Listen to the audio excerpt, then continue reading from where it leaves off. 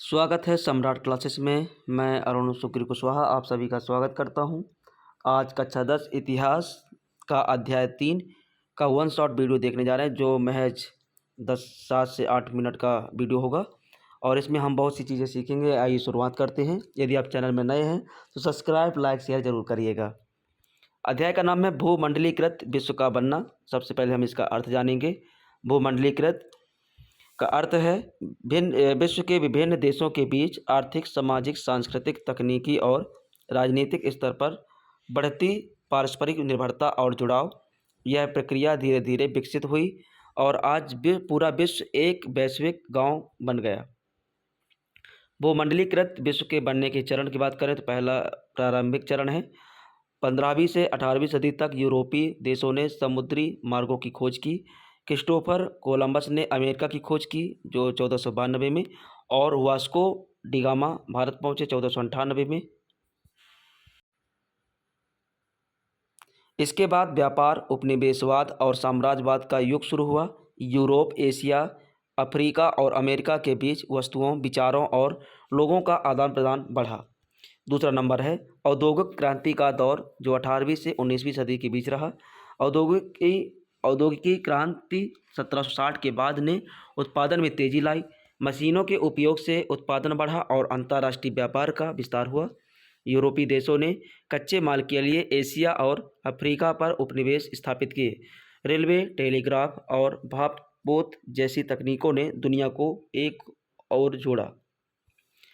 तीसरा पॉइंट है साम्राज्यवाद और विश्व युद्ध। 19वीं सदी के उत्तरार्ध से 20वीं सदी तक ब्रिटेन, फ्रांस, जर्मनी आदि देशों ने एशिया और अफ्रीका में उपनिवेश बनाए। दो विश्व युद्धों जैसे कि 1914 से 18 तक और 1939 से 1945 ने अंतर्राष्ट्रीय संबंधों को गहराई से प्रभावित किया। युद्धों के बाद संयुक्त राष्ट्र, यूएनओ, विश्व बैंक, IMF जैसी संस्थाएं बनी जिनसे देशों में सहयोग बढ़ा। चौथा नंबर है आधुनिक वैश्वीकरण का दौर, जो 20वीं सदी के उत्तरार्ध से वर्तमान तक की बात करें तो 1990 के बाद वैश्वीकरण ने एक नया रूप लिया। खुली अर्थव्यवस्था, उदारीकरण और निजीकरण, सूचना क्रांति और इंटरनेट ने सीमाओं को और मिटा दिया। बहुराष्ट्रीय कंपनियां और विश्व व्यापार संगठन ने वैश्विक अर्थव्यवस्था को जोड़ा। परिवहन और संचार साधनों के विकास से व्यापार पैटर्न, संस्कृति और रोजगार के अवसर विश्व स्तर तक फैल गए। भूमंडलीकरण के प्रमुख तत्व, पहला नंबर है वैश्विक व्यापार और निवेश का विस्तार। दूसरा नंबर है तकनीकी क्रांति और संचार साधनों का विकास। तीसरा नंबर है संस्कृति और जीवन शैली का आदान प्रदान। चौथा नंबर है बहुराष्ट्रीय कंपनियों का प्रभाव और पांचवा नंबर है अंतर्राष्ट्रीय संगठन और समझौते। पूरे इस अध्याय के निष्कर्ष की बात करें, भूमंडलीकरण ने विश्व को आर्थिक, सामाजिक और सांस्कृतिक रूप में एक सूत्र से या सांस्कृतिक रूप से एक सूत्र में बांध दिया है। आज विश्व की घटनाएं, व्यापार और नीतियां एक दूसरे पर निर्भर हैं। इस प्रकार भूमंडलीकृत विश्व का निर्माण एक लंबी ऐतिहासिक प्रक्रिया का परिणाम है, जो खोजों, औद्योगिकीकरण और तकनीकी प्रगति से होकर आधुनिक वैश्विक युग में पहुंची। इसके बाद भूमंडलीकृत विश्व का बनना, इसके वन लाइनर इंपॉर्टेंट क्वेश्चन कौन कौन से हैं आइए देखते हैं। भूमंडलीकरण का अर्थ है विश्व के देशों का आपसी जुड़ाव और निर्भरता। 15वीं सदी में समुद्री मार्गों की खोज से वैश्वीकरण की शुरुआत हुई। तीसरा नंबर है वास्को डिगामा ने 1498 में भारत का समुद्री मार्ग खोजा।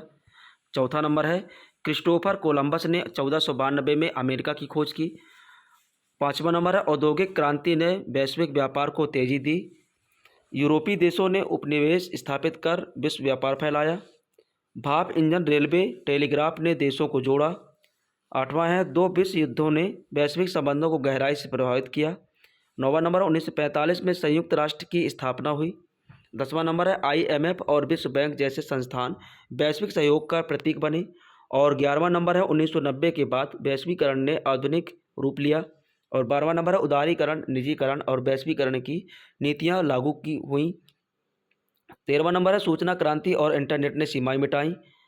और 14वां नंबर है बहुराष्ट्रीय कंपनियां वैश्विक अर्थव्यवस्था की प्रमुख शक्ति बनी।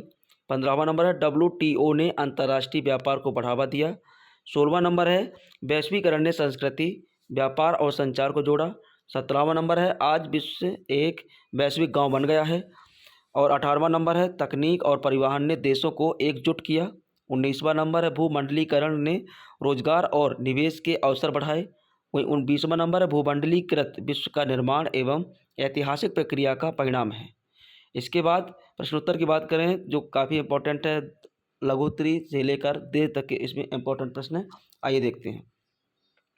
पहला प्रश्न है भूमंडलीकरण से क्या अभिप्राय है। तो उत्तर है भूमंडलीकरण से तात्पर्य विश्व के देशों के बीच आर्थिक, सामाजिक, सांस्कृतिक और राजनीतिक जुड़ाव तथा पारस्परिक निर्भरता से है। प्रश्न नंबर 2, भूमंडलीकरण की शुरुआत कब और कैसे हुई। तो उत्तर है भूमंडलीकरण की शुरुआत 15वीं सदी में समुद्री मार्गों की खोज के साथ हुई, जब यूरोपीय देशों ने अन्य महाद्वीपों से व्यापार आरंभ किया। तीसरा प्रश्न है वास्को डी गामा ने भारत का समुद्री मार्ग कब खोजा।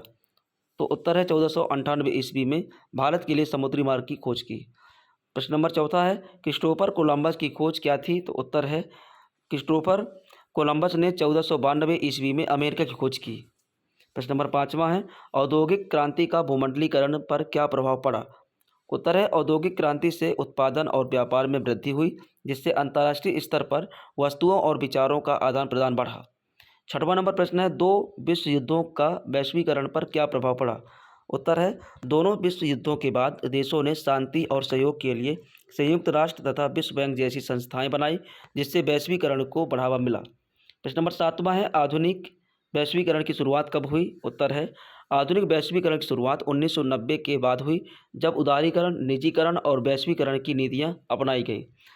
प्रश्न नंबर 8 है सूचना क्रांति का क्या योगदान है। उत्तर है सूचना क्रांति और इंटरनेट ने संचार को तेज और सुलभ बनाकर दुनिया को एक वैश्विक गांव में बदल दिया। 9वां नंबर प्रश्न है बहुराष्ट्रीय कंपनियां क्या हैं। उत्तर है वे कंपनियां जो एक से अधिक देशों में उत्पादन और व्यापार करती हैं, बहुराष्ट्रीय कंपनियां कहलाती हैं। प्रश्न नंबर 10वां नंबर है भूमंडलीकृत विश्व का मुख्य परिणाम क्या है। तो उत्तर है भूमंडलीकरण से विश्व के देशों के बीच आपसी सहयोग, व्यापार, संस्कृति और तकनीक विकास में वृद्धि हुई। दीर्घ में पहला नंबर प्रश्न है भूमंडलीकरण से आप क्या समझते हैं, इसके प्रमुख चरणों का वर्णन कीजिए। उत्तर भूमंडलीकरण का अर्थ है विश्व के देशों के बीच आर्थिक, सामाजिक, सांस्कृतिक, तकनीक और राजनीतिक स्तर पर बढ़ता हुआ जुड़ाव और पारस्परिक निर्भरता है। यह एक ऐसी प्रक्रिया है जिसने पूरे विश्व को एक वैश्विक गांव में बदल दिया।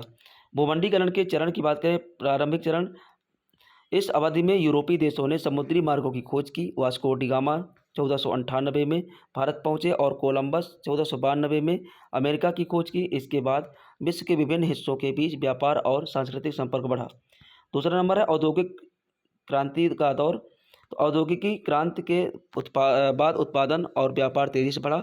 यूरोपीय देशों ने अपने उपनिवेशों में कच्चे माल और बाजारों के लिए प्रभुत्व स्थापित किया। तीसरा नंबर है साम्राज्यवाद और विश्व युद्ध का काल। यूरोपीय देशों के बीच उपनिवेशों की होड़ से विश्व युद्ध हुए।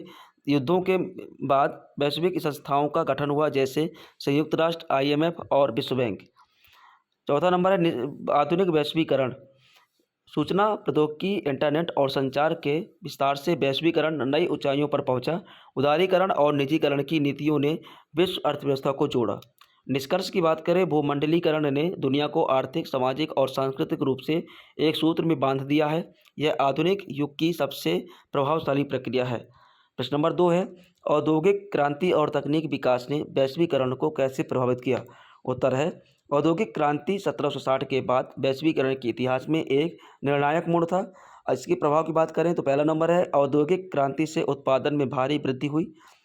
दूसरा पॉइंट है यूरोपीय देशों ने कच्चे माल की तलाश में एशिया और अफ्रीका में उपनिवेश बनाए। अगला पॉइंट है रेल, भापपोत और टेलीग्राफ जैसी तकनीकों से परिवहन और संचार तेज हुआ।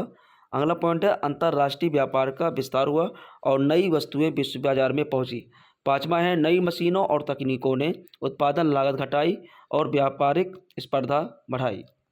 निष्कर्ष की बात करें तो औद्योगिक क्रांति ने दुनिया के देशों को आर्थिक रूप से जोड़ा और आधुनिक वैश्वीकरण की नींव रखी।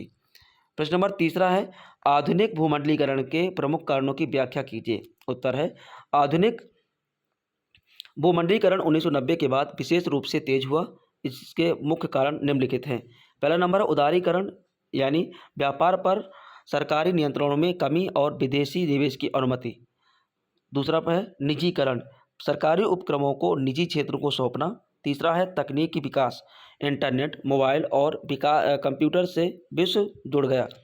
चौथा है संचार और परिवहन में सुधार, उड़ानें, सड़कों और जहाज़ों ने दूरी कम की। पाँचवा है बहुराष्ट्रीय कंपनियां विभिन्न देशों में उत्पादन और निवेश के माध्यम से अर्थव्यवस्थाओं को जोड़ना। छठवां नंबर है अंतर्राष्ट्रीय संस्थाएं, WTO, IMF, विश्व बैंक आदि ने वैश्विक व्यापार को प्रोत्साहन दिया। निष्कर्ष की बात करें तो इन कारणों से विश्व की सीमाएं लगभग समाप्त हो गईं और विश्व एक साझा आर्थिक तंत्र बन गया। चौथा प्रश्न है भूमंडलीकरण के लाभ और हानियों का वर्णन कीजिए। लाभ में पहला नंबर बात करें, विश्व स्तर पर व्यापार और निवेश के अवसर बढ़े। दूसरा है नई तकनीकों का प्रसार हुआ। तीसरा शिक्षा, रोजगार और जीवन स्तर में सुधार हुआ। चौथा है विभिन्न संस्कृतियों के बीच समझ और सहयोग बढ़ा। हानियों की बात करें तो अमीर और गरीब देशों के बीच असमानता बढ़ी, स्थानीय उद्योग और परंपराएं कमजोर हुई, बहुराष्ट्रीय कंपनियों का प्रभाव बढ़ा और पर्यावरणीय समस्याएं बढ़ीं।